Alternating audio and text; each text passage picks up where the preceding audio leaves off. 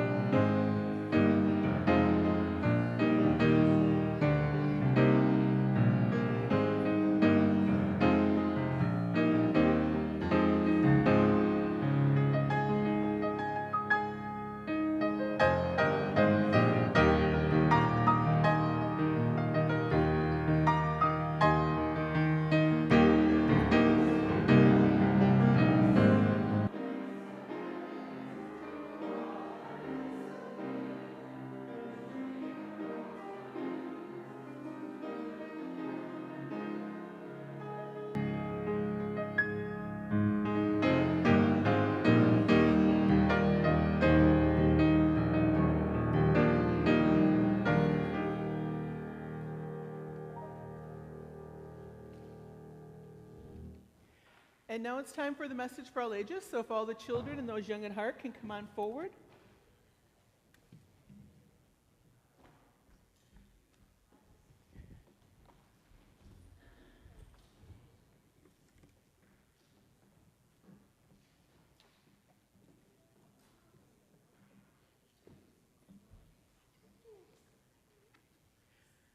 So this weekend, it is Labor Day weekend.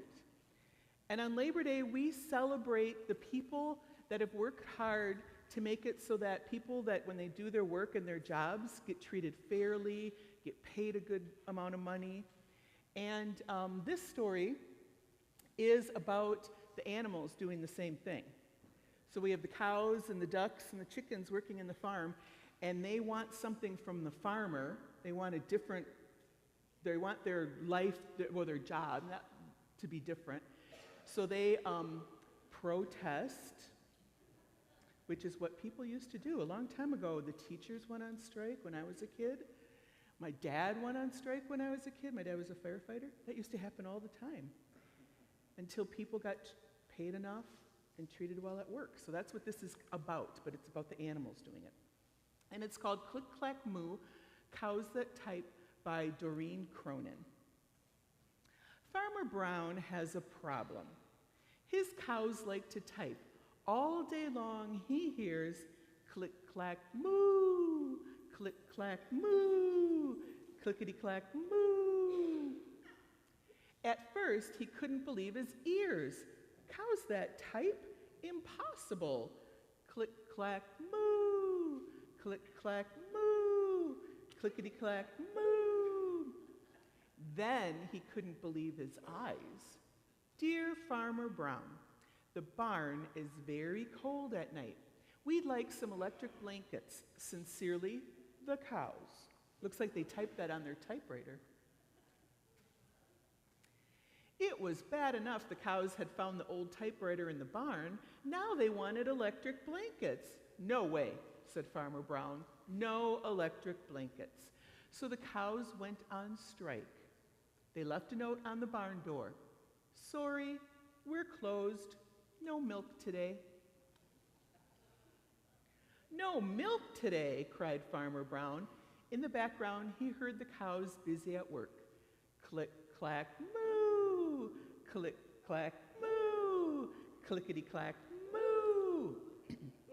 The next day, he got another note. Dear Farmer Brown, the hens are cold too. They'd like electric blankets. Sincerely, the cows. The cows were growing impatient with the farmer. They left a new note on the barn door. Closed. No milk, no eggs. No eggs, cried Farmer Brown. In the background, he heard them. Click, clack, moo, click, clack, moo, clickety, clack, moo. Cows that type, hens on strike? Who ever heard of such a thing? How can I run a farm with no milk and no eggs? Farmer Brown was furious. Farmer Brown got out his own typewriter. Dear cows and hens, there will be no electric blankets. You are cows and hens. I demand milk and eggs. Sincerely, Farmer Brown. Do you think that's going to work? Duck was a neutral party, so he brought the ultimatum to the cows. The cows held an emergency meeting. All the animals gathered around the barn to snoop, but none of them could understand moo. All night long, Farmer Brown waited for an answer. Duck knocked on the door early the next morning. He handed Farmer Brown a note. Dear Farmer Brown, we will exchange our typewriter for electric blankets. Leave them outside the barn door and we will send Duck over with the typewriter. Sincerely, the cows. So they're making a compromise. Farmer Brown decided this was a good deal. He left the blankets next to the barn door and waited for Duck to come with the typewriter. The next morning, he got a note. Dear Farmer Brown, the pond is quite boring. We'd like a diving board. Sincerely, the ducks. Click, clack, quack. Click, clack, quack. Clickety, clack, quack. What do you think's going to happen? They got their diving board. Okay, now it's time for the children's blessing.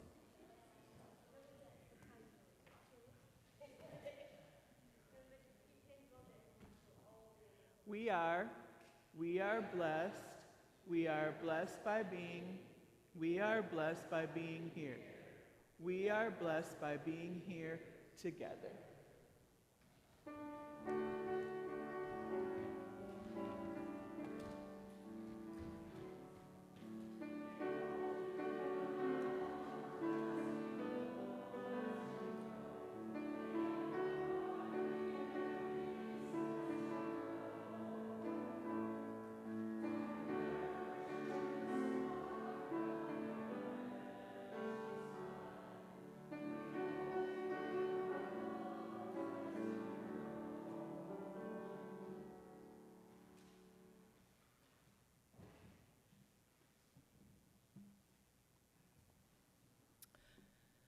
There are many ways we give to the life of our church, and the monetary offering is just one of these ways. Each month, we partner with a local organization and share the money we collect. Our partner for the 5th Sunday in August is Black Lives of Unitarian Universalism. BLUU is committed to expanding the power and capacity of Black UUs within Unitarian Universalism, providing support, information, and resources for Black Unitarian Universalists, and justice making and liberation for Black people through our faith. More information on how you can give can be found on the back of your order of service and on our website, obuuc.org. Thank you, as always, for your generosity.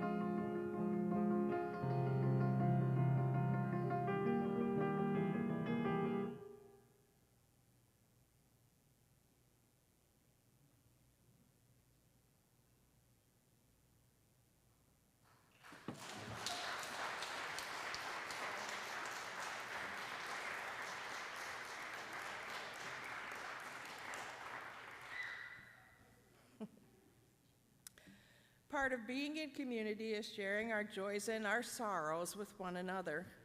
We draw strength from celebrating the joys in each other's lives and lending support, comfort, and care when we experience one of life's many sorrows.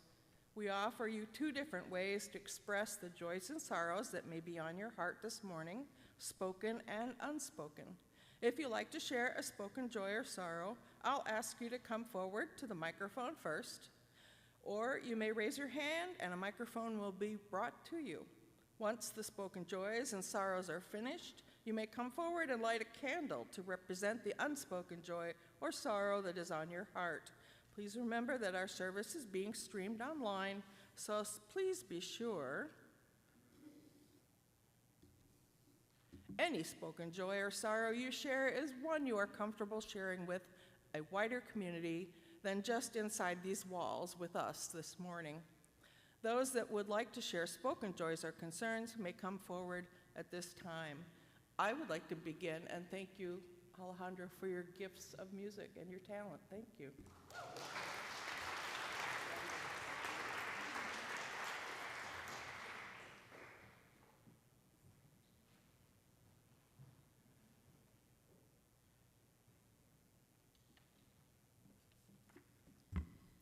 I'm Rachel Choba, she, hers.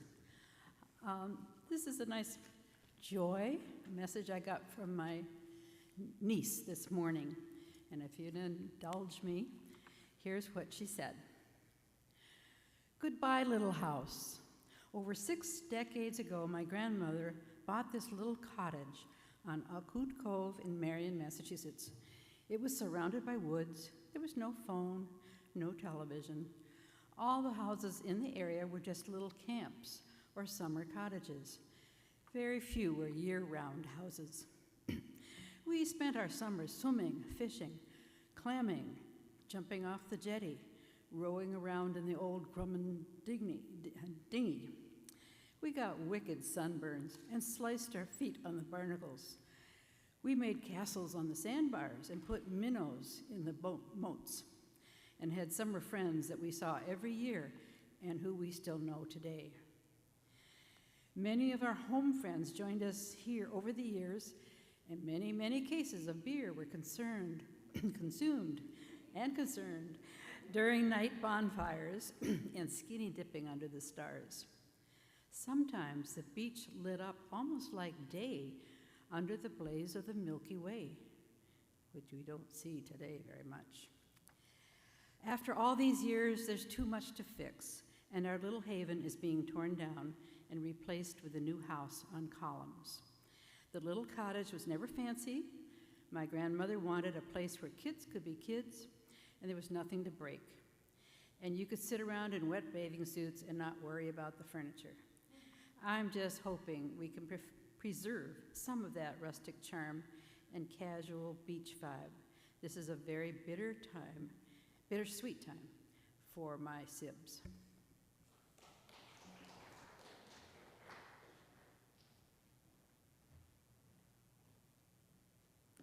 Ruth Bradford Johnson, she, hers. I actually have 3 things I have to say. This morning, and as I pulled up to the food pantry, there were people waiting for us. And we know this is a holiday weekend, so they will not be getting food by the hospitality center. So I'm going to leave early, and Leanne and I have worked out that we're going to take some of the food that you have donated throughout this month over there today. But if you happen to be driving into town anytime, it'd be great to put some food in there. I was asked for bread today, and we never have bread because you can't keep bread. So, number 1. Number 2, all of you have supported our family, our son Todd Johnson with his Parkinson's disease over these past months. And on Wednesday, he came to the sort of final, but now we know not final step of having the power turned on for his deep brain stimulation surgery that he had. I guess we all were very naive in just thinking this was going to happen and everything would be great. And that's not exactly how it works. He now has to balance the power that his brain receives with the medication that he takes. And we know now that this is going to take many months, and he found that out after he sort of overdosed on power and got very dyskinetic and really scared his children who have never seen him like that. So of course it scared his mother too, and it's been really hard few days. So on Friday, I decided to be nice to myself, and I took a long walk along the lakefront of beautiful Kenosha and ended up at the Kenosha Public Museum. And I urge you all to go and see, there's 2 exhibits by a weaver named Mary Burns, and it is the most extraordinary thing I've ever seen. So one is Ancestral Women, which are the tribes of women from the tribes of Wisconsin. She spoke with people of the tribes, and they chose a woman, and she made, they're huge, huge weavings. And the second one is called Women in Water, and that's women throughout the world who have kind of dedicated their lives to water. So all of that was very healing for me, and I encourage you to go too. Thank you.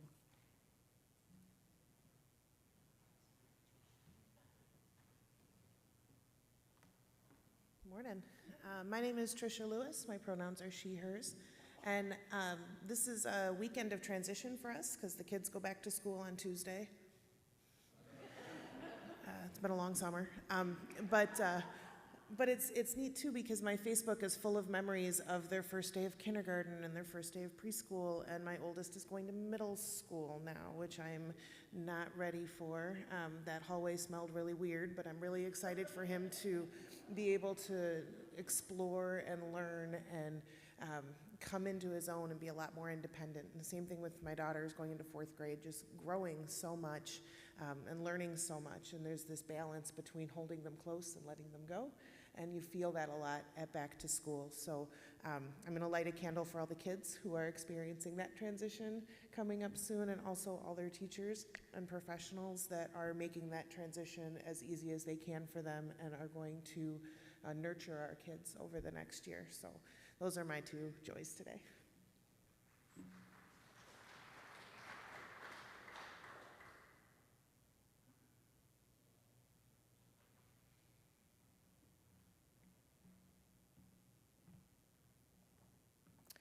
And if you would like to light a candle for an unspoken joy or sorrow, you may come forward at this time.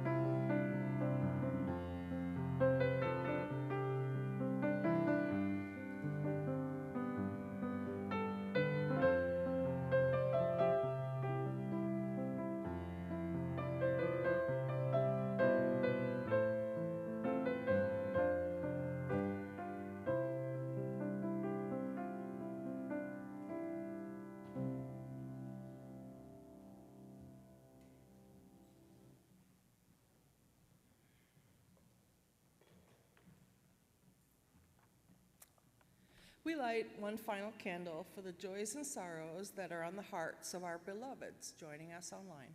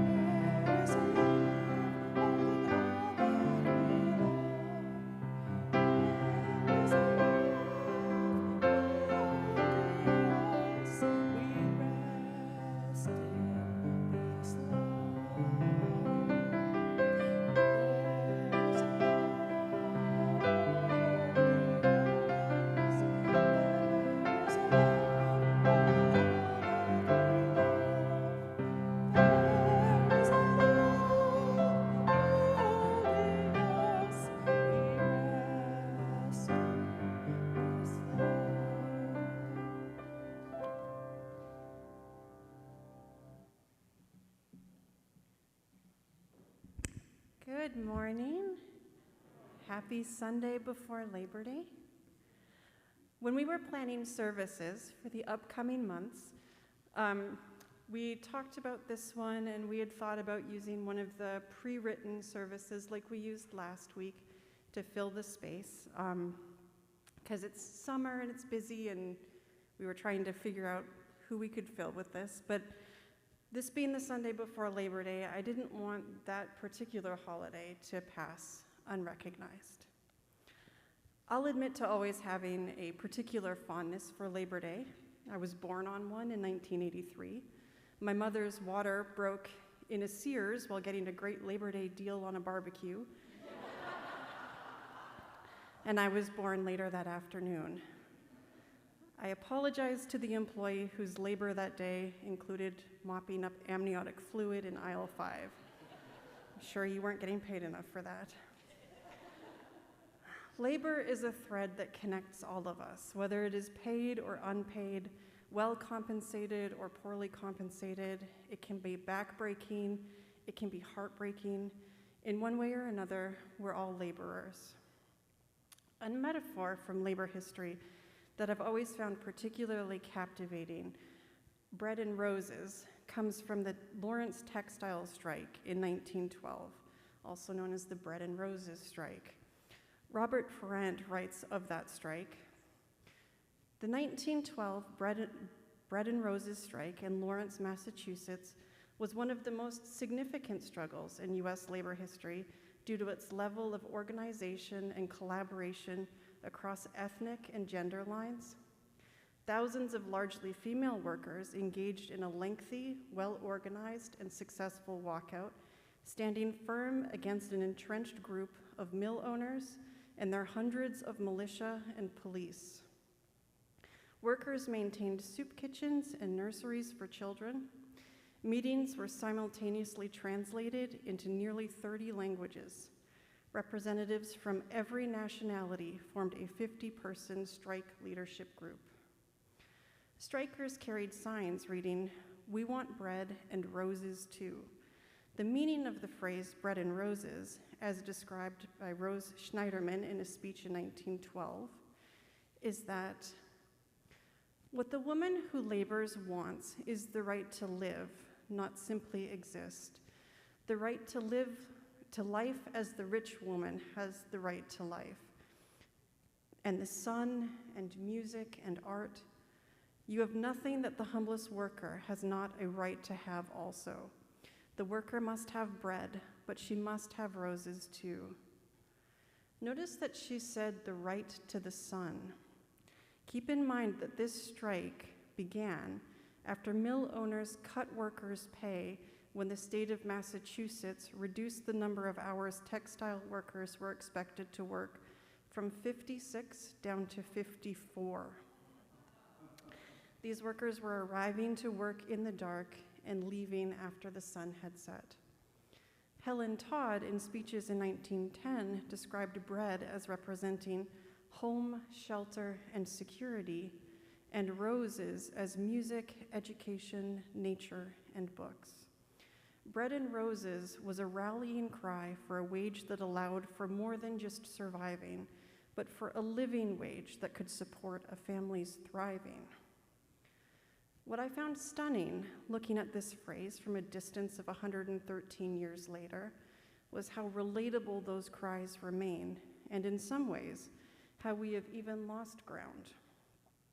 It's not uncommon to hear pundits argue in 2025 that compensation for certain so-called unskilled labor not only shouldn't provide the metaphoric roses of pleasure in an employee's life, like restaurants, vacations, or even small indulgences, but that full-time labor doesn't even entitle an employee to the metaphoric bread of being able to afford housing, food, utilities, or health care. Enter the side hustle, defined by Merriam-Webster as work performed for income supplementary to one's primary job. A March 2025 Lending Tree survey showed that 40% of Americans have a side hustle as the cost of living increases. Most of them, about 61% of those who have one, say their life would be unaffordable without it. LendingTree Chief Credit Analyst Matt Schultz told Fox Business, "The sad truth is that life is crazy expensive in 2025, and for many people, their 9-to-5 job just isn't enough for them to live comfortably." In a somewhat related and unrelated side tangent, I've been doing a lot of thinking about solidarity and motorcycles. I told you last time I wrote a service that I was diagnosed with ADHD at 39, so you're going to have to forgive me, but I've discovered that a lot of my theologizing contains at least echoes of my current special interest or hyperfixation. So, motorcycles. I'm new to being interested in motorcycles. Looking back at my text conversations with my husband and friends, motorcycles started popping up sometime around Thanksgiving of last year. Like most of my hyperfixations, my first step in learning more began at the local public library, checking out every book I could find about motorcycles. I apologize to the employees of the library, whose labor includes rounding up all of my holds. I'm sure you're not getting paid enough for that. Books turned to videos, to taking a basic rider course at Gateway, to buying my bike in June and beginning the work of teaching myself to ride. First in a parking lot, then in a small, quiet neighborhood nearby, then to regular roads and off-peak hours, to last weekend when I tried the freeway for the first time. It is so scary and windy. One of the things that's been interesting to me as a brand new rider is the sense of solidarity that exists in the motorcycle community. The majority of the time when I pass another biker on the road, they will acknowledge me in some capacity. A nod, a smile, a few words at a stoplight, the classic biker wave. A blogger for Saints, a motorcycle apparel company, describes the classic biker wave as a simple but effective way to connect with another motorcycle rider on the road. It's our way of saying, "Hey friend, stay safe out there." You may have experienced this type of acknowledgement in other communities you're a part of. Dero K. Farrar writes, "An important lesson my father taught me was to always acknowledge the other Black folks I see around town. I was to greet those I knew with the highest respect and to give them as much time as it takes. For those I don't know, a simple nod, smile, or a all right would do." He continues, "I'm not sure if the best word to describe the experience is joy or relief, but I can say it is a sense of remembering that I am not alone.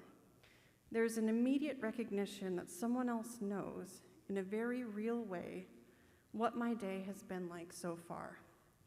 And from that recognition comes necessary peace and blessed assurance." The sense of solidarity amongst bikers doesn't end at a mere greeting as we pass on the road. It's common etiquette amongst bikers to stop and check on a stranded biker by the side of the road, even if you have no mechanical aptitude or technical abilities and can offer little tangible assistance. I've also seen numerous examples of bikers clearing a road hazard that people in cars were driving around, knowing that a fallen tree limb or a tire on the road might be an inconvenience for a car, but a disaster for a motorcycle. What feels notable is how this sense of solidarity is rooted deeply in an awareness of vulnerability. As bikers, we are sharing the road with vehicles thousands of pounds heavier than us and driven by motorists who can often be inattentive at best and downright malevolent at worst. And the consequences of a mishap can be deadly. For a Black person, they may be sharing space with people who may often be uneducated at best and deeply racist at worst. And again, the consequences can be deadly. A moment of solidarity, of being seen, recognized, and affirmed is an assurance that despite being outnumbered, you are not alone. Our current political, economic, and social systems are ones rife with deep vulnerability. Housing is becoming dangerously unaffordable. Food prices are increasing. student loans are punishingly expensive, medical bills are driving people to bankruptcy, wages are stagnant, and yet our perspective of these socially constructed dangers is often one of individual difficulty rather than a perspective of shared vulnerability. We may lament the harm we see a friend or family member experiencing, but we rarely acknowledge how easily we could be caught in the jaws of those same systems, how desperately large the holes in our social safety net, and how many of them there are. Our tendency to individualize systemic harm isn't surprising, but often a way to create a narrative distance from suffering that explains both why the victim was susceptible to harm, as well as assuring ourselves that we won't be. As a former pastor at First Presbyterian Church here, Ben Johnston Crace wrote in a Facebook post entitled, "Did You Smoke?" in 2018 after a lung cancer diagnosis. You might as well ask, is it your fault? That's what the question means, right? Did you smoke? Is it your fault? Are you the one to blame? Did you do something stupid and now you're paying the price? Just crack, I said once. I was tired that day, tired and annoyed at the prospect of comforting yet another person innocently but heartlessly looking to propagate the lie that everything in our world makes sense. For if I smoked like a chimney, even for a few years, then perhaps the universe could still be fair. I think that's what people are looking for and afraid of not finding when they ask me the question. Fairness and sense, and the ability to stave off the gnawing fear that awful things can happen with no rhyme or reason, that at any moment, reality can dangle your life over the abyss, and it has nothing to do with who you are or what you've done. He continues, and I get it. It would be great if the universe lined up a little more nicely sometimes, and we didn't have to fend off thoughts of life's terrible fragility. But welcome to the club of cancer patients, Rohingya Muslims, Syrian war refugees, children born with AIDS, and millions of others who don't have the luxury of pretending that life is remotely fair. Our unwillingness to admit our fragility and vulnerability, while psychologically understandable, is deeply lamentable. I believe that our understanding and acceptance of our collective vulnerability is the absolute bedrock on which solidarity is built, and solidarity is the bedrock on which beloved community is built. The Bread and Roses strike in 1912 was the work of years of organizing by the industrial workers of the world. Even at the time, it was a striking example of solidarity amongst disparate peoples. As described in the February 10th, 1912 issue of the Outlook, there are almost as many nationalities here in Lawrence as there are in your Babel of New York. The workers are American, English, Scotch, Irish, German, French, Flemish, French-Canadian, Polish, Italian, Syrian, Russian, Armenian. I heard speeches in 6 languages. You might not suspect that a common sentiment could animate these diverse groups and weld them into a fighting unit. Nevertheless, they have struck as a single homogeneous body. The commonality, the unifying element that the textile workers recognized as sharing in common, was their vulnerability to the mill owners who had unilaterally reduced their wages. Surely this reduction in pay would have been more easily borne by some of the workers than by others, but they didn't view the heightened suffering of some families as their individual difficulty, but recognized it as a vulnerability that they all shared in common. Perhaps this wage reduction didn't sting too painfully, but the next, the one after that? As Unitarian Universalists, we recognize that we are part of the interdependent web of all existence. May we be brave enough to recognize our shared vulnerability as one of the many threads of that web. And may we use that sense of vulnerability to forge a deep sense of solidarity for each other, knowing deep in our hearts that every person deserves bread and every person deserves roses, and we all deserve motorcycles. Amen and blessed be. You can now join us in singing hymn number 109 in your gray hymnal. Alejandro is going to play it through for us once, and then we'll sing it together.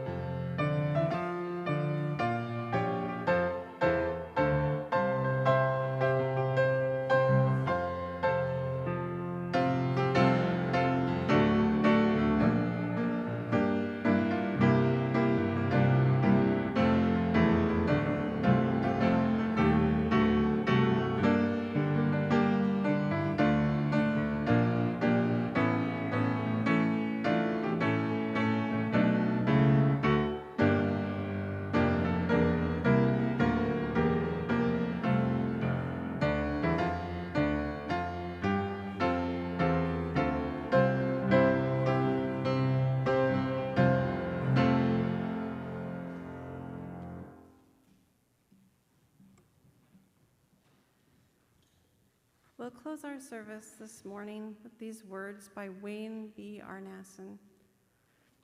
Take courage, friends. The way is often hard, the path is never clear, and the stakes are very high. Take courage, for deep down, there is another truth. You are not alone. We extinguish the flame in our chalice, but not the light of this community. That light cannot be extinguished, for it lives in each of us, reminding us we are all connected, held always in a larger love, peace and unrest.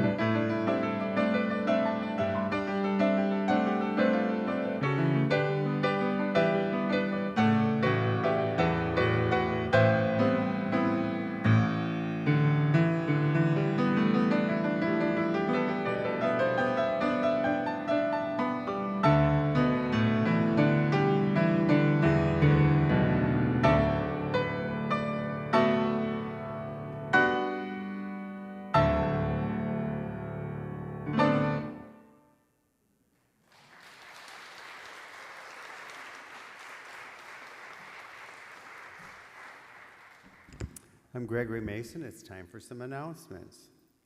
Tomorrow, on Labor Day, please join the 8th Principal Committee and other OBUUC members from 3 to 4:30 at the corner of Highways 20 and 31 to rally for our rights. You can make a sign to show your main policy concerns, such as Social Security, immigration, due process, etc. Be a part of resisting the erosion of our democracy.